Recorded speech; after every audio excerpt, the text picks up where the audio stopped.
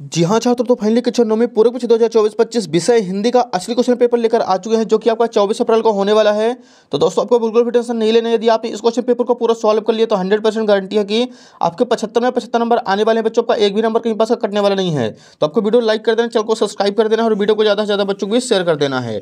चलिए बिना time waste किए सबसे पहले देखने वाले हैं प्रश्न 1 से। निम्नलिखित प्रश्नों में से सही विकल्प का चयन कर लिखिए। इसका फर्स्ट क्वेश्चन है, कबीर की एक रचना है। इसका आंसर हो जाएगा ऑप्शन नंबर सा बीजक। क्वेश्चन नंबर सेकंड है, हिंदी साहित्य का स्वर्ण युग माना गया है। इसका आंसर हो जाएगा ऑप्शन नंबर बा भक्ति काल को। क्वेश्चन नंबर थर्ड है, काव्य की शोभा बढ़ाने वाले तत्व कहलाते हैं।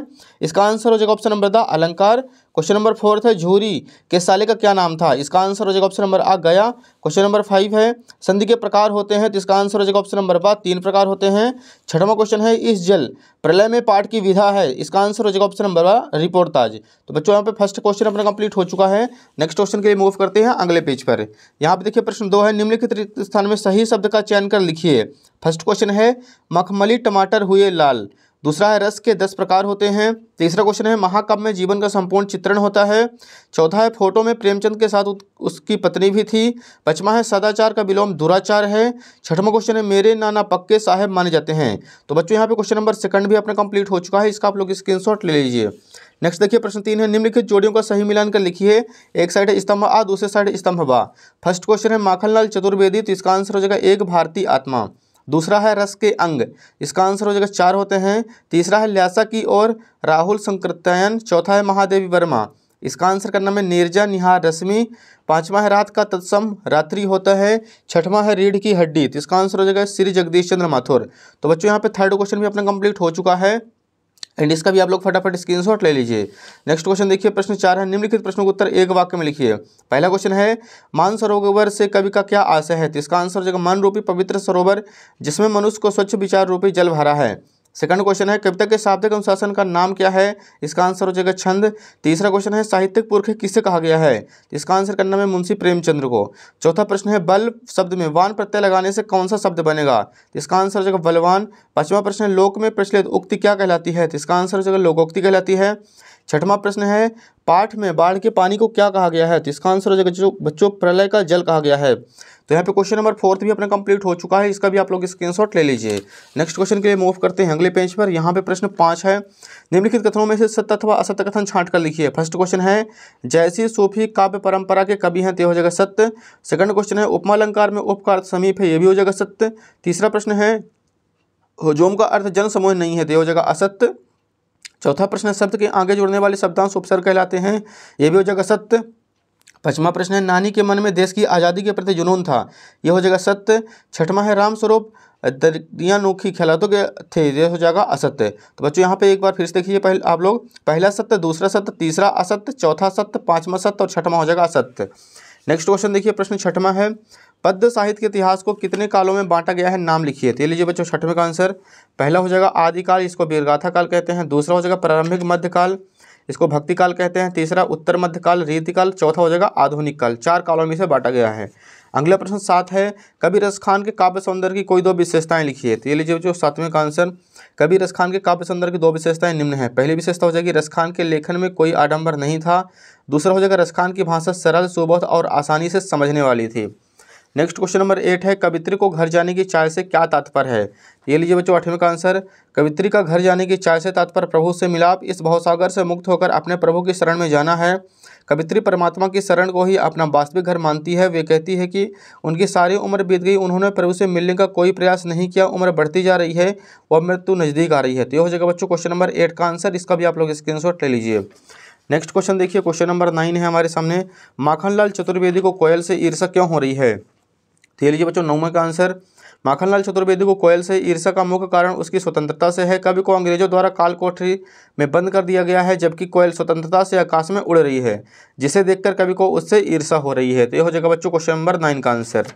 नेक्स्ट देखिए क्वेश्चन नंबर 10 है, काव्य किसे कहते हैं, उसके भेदों के नाम लिखिए। तो ये लीजिए बच्चों 10वें का आंसर, आचार्य विश्वनाथ के अनुसार रसात्मक वाक्यम काव्यम अर्थात रसयुक्त वाक्य ही काव्य है। काव्य के 2 भेद होते हैं, पहला हो जाएगा दृश्य काव्य, दूसरा हो जाएगा श्रव्य काव्य। नेक्स्ट क्वेश्चन नंबर 11 है, रस के प्रकार एवं उनके स्थायी भाव लिखिए।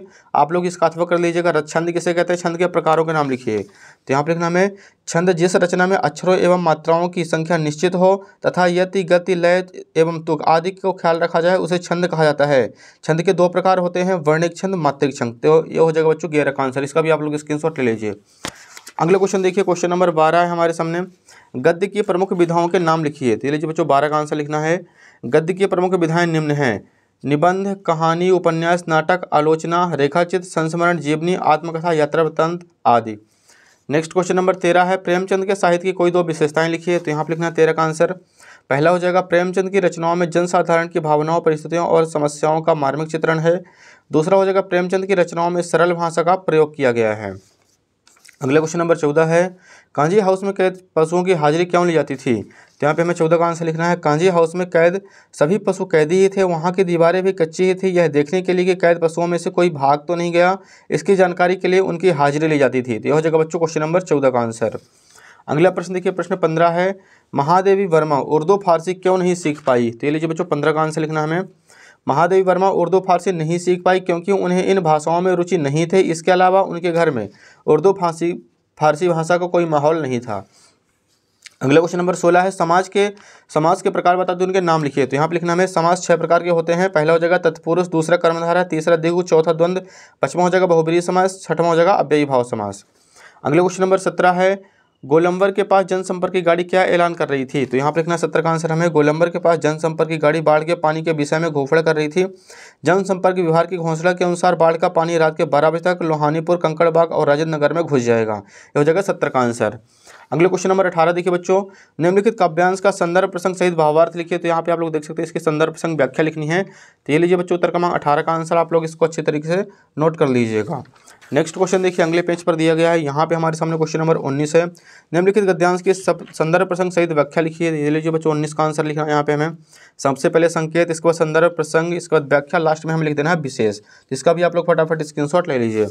अगले क्वेश्चन देखिए डियर, क्वेश्चन नंबर हमारे सामने 20 है, पानी का महत्व विषय पर एक अनुच्छेद लिखिए। तो ये लीजिए बच्चों क्वेश्चन नंबर 20 का आंसर लिखना है। यहाँ पे हमें पानी के महत्व के बारे में, इसका आप लोग फटाफट पूरा जो सॉल्यूशन इसका स्क्रीनशॉट ले लीजिए। आपको अच्छे से इसका आंसर याद कर लेना है।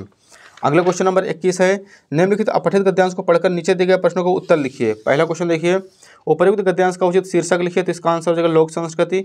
दूसरा है, लोकगीत किसके दर्पण होते हैं। तो इसका आंसर आप लोग यहाँ पे देख सकते हैं, लोकगीत लोक जीवन के दर्पण होते हैं। अगला पॉइंट लिखना है, उपर्युक्त गद्यांश का सारांश लिखिए। तो आपको 65 से 3-4 लाइन लिख देना है, तो इसमें आपको फुल मार्क्स मिलेंगे।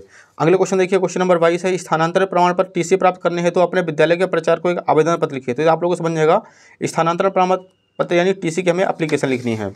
नेक्स्ट देखिए लास्ट क्वेश्चन 23 है, निम्नलिखित विषयों में से किसी एक विषय पर रूपरेखा सहित सारांशित निबंध लिखिए। यहाँ पे हमें निबंध लिखना बच्चों, पहला टॉपिक दिया गया इसमें विद्यार्थी जीवन में अनुशासन, दूसरा पुस्तकालय, तीसरा पर्यावरण प्रदूषण, चौथा है जीवन में खेलों का महत्व और पांचवा हो जाएगा बच्चों मेरी प्रिय पुस्तक। इसका भी आप लोग फटाफट स्क्रीनशॉट ले लीजिए। इसका भी आंसर आपको अच्छे से याद कर लेना है।